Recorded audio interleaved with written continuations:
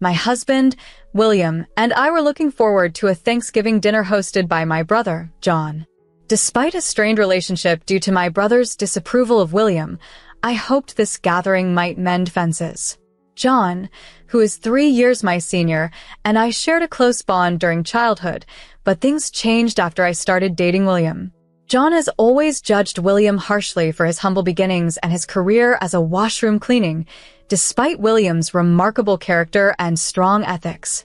William was raised by a single mother who worked tirelessly to provide for him after his father left them. Her determination to raise William well, against all odds, has always inspired me. William's journey from these challenging circumstances to becoming a college graduate and a supportive son is a testament to his resilience and strength. In contrast, although John and I grew up in a more privileged environment with lawyer parents, I've always felt that William's achievements, born from real adversity, were truly commendable.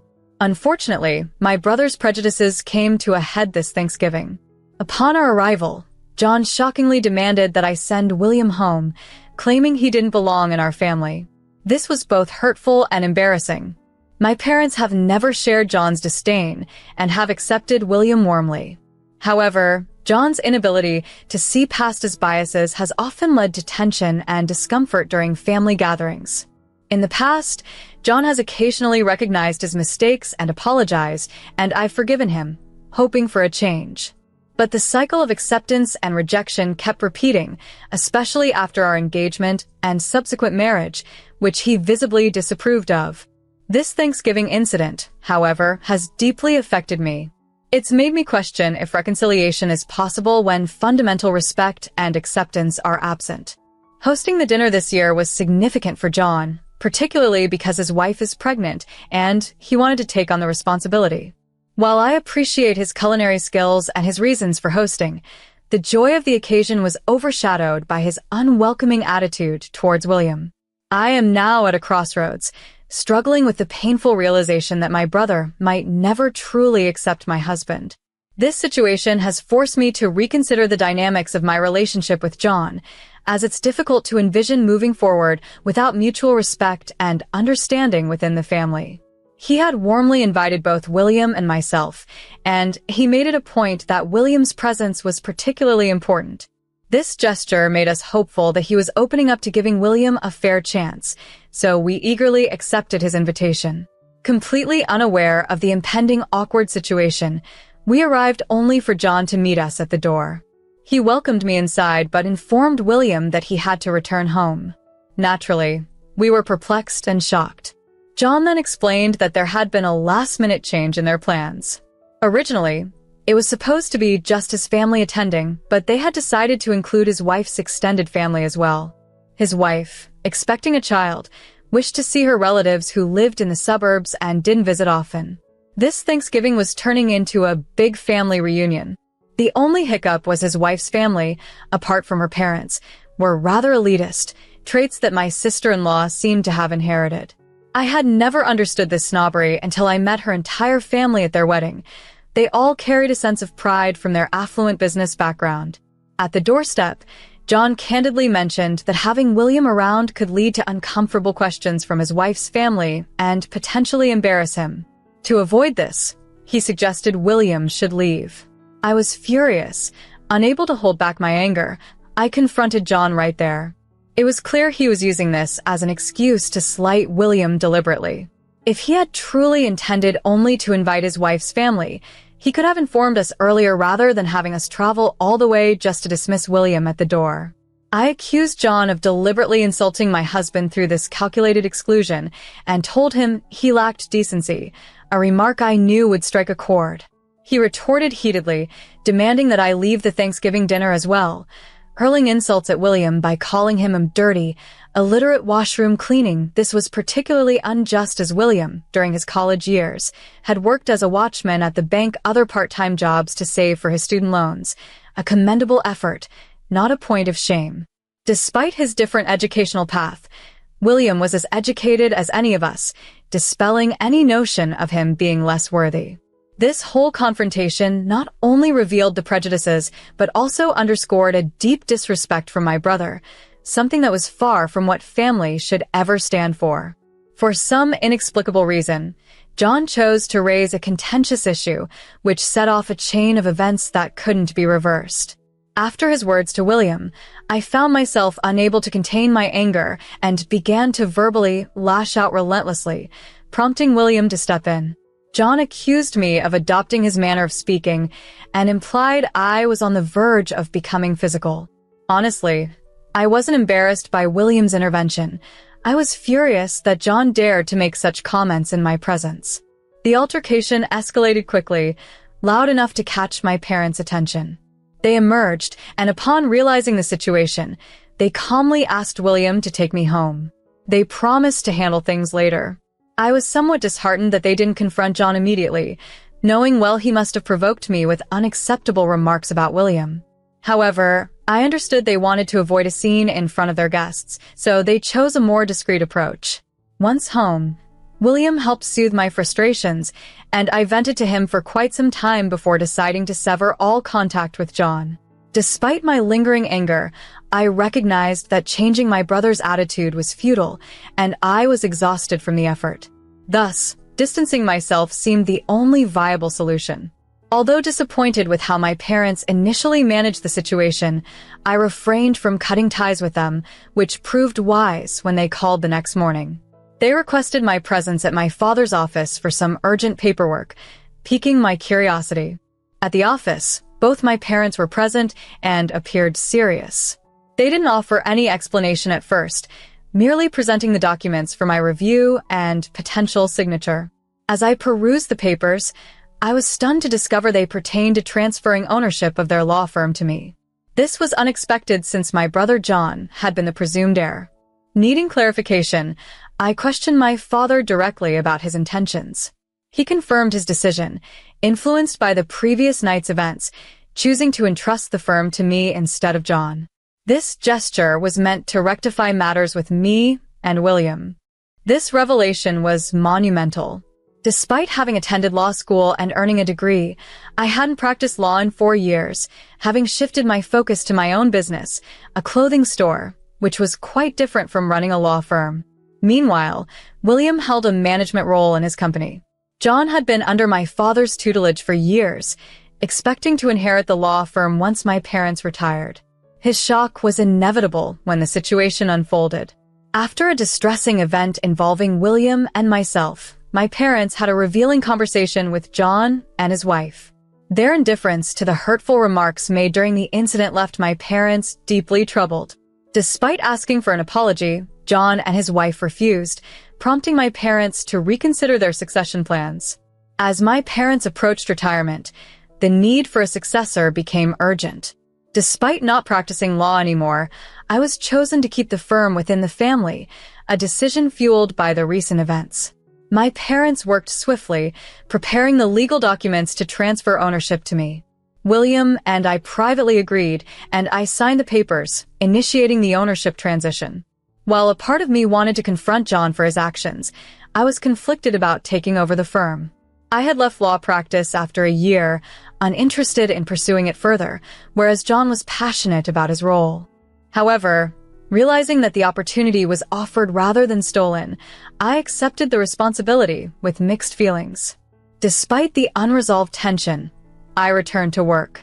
The announcement of my upcoming leadership was made publicly, catching everyone, especially John, off guard. The atmosphere was charged with confusion and unspoken discontent. Although my brother remained quiet, his discomfort was palpable. This marked a turning point, setting a complex course for my new role at the firm. At first, he didn't express anything. However, as the day progressed, the situation escalated dramatically. That evening, after I had returned home, John called me using a temporary phone. He accused me of deliberately sabotaging him and demanded that I convince our parents not to leave the family firm in my hands. His tone was demanding and authoritative, which I found off-putting. I responded firmly, explaining that our parents had chosen me to lead because they believed I was capable. I saw no reason to reject their decision, especially since John's own actions, marked by his poor treatment of me and particularly my husband William, had contributed to this situation. I stood my ground, informing him that I would be taking over the firm and he would need to accept working under my leadership or consider resigning if he found it intolerable. This led to an intense argument where he accused me of unethical behavior and threatened to sue both me and our parents. He insisted that his comments about William were truthful, which only fueled my anger. Our conversation devolved into a heated shouting match filled with harsh words and accusations. Eventually, before hanging up, John condemned my actions as vile and vowed to resign, threatening legal action for what he perceived as unfair treatment. Although I doubt his claims would hold up legally, I'm conflicted about the ethics of my decision. William and my parents reassure me that I'm in the right, yet I can't shake the feeling that something about this situation isn't completely justifiable. John's hurt was palpable, and it left me deeply troubled. I find myself questioning whether taking over the family law firm, a role initially intended for John, is what I truly want. Despite never being passionate about law, I pursued it to meet my parents' expectations. My true passion lies in baking, a potential career path I once dismissed but now cherish. If I assume leadership of the firm, it would mean setting aside my baking business due to time constraints, a sacrifice I'm increasingly reluctant to make. This dilemma has left me feeling uneasy about the path I'm on and the decisions I face regarding my future and the family business. For the past few years, I've been pouring my heart into building my own clothing store from the ground up. It's not as financially successful as my parents' law firm, but it's what truly makes me happy. Recently, however, I faced a tough decision that could have forced me to abandon my clothing store to manage the family business, mainly to prevent my brother John from taking over. Discussing this with my friend William, he reassured me that I wasn't obligated to step back into the law firm if my heart wasn't in it.